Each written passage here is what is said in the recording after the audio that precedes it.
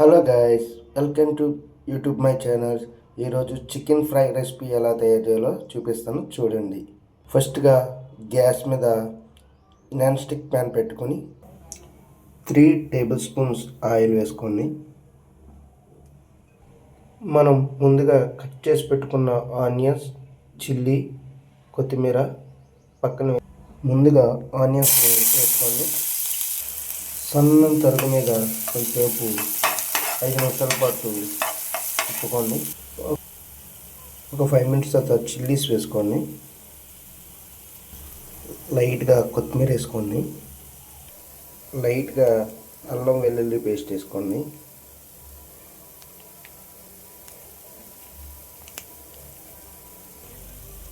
పచ్చివాసన పోయే వరకు అల్లం వెల్లుల్లి పేస్ట్ చూడాలి.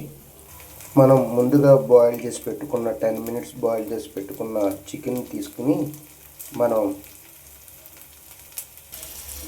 కళాయిలో వేసుకోవాలి. సన్నని తరుగు మంట మీద ఫ్రై చేసుకుంటూ ఉండాలి.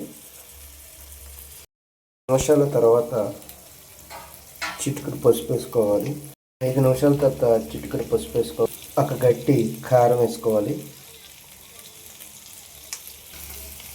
చికెన్ మసాలా వేసుకోవాలి. 1 స్పూన్ ధనియాల పొడి వేసుకోవాలి. లైట్గా గరం మసాలా వేసుకోవాలి. ముందుగా బాయిల్ చేసుకున్నప్పుడే లైట్గా సాల్ట్ వేసుకున్నాం. తర్వాత మనకు రుచికి సరిపడంత సాల్ట్ వేసుకోవాలి. 5 నిమిషాల పాటు ఫ్రై చేసుకున్న తర్వాత పైన లైట్గా కొత్తిమీర జల్లుకోండి. ఒక 2 మినిట్స్ చూడండి.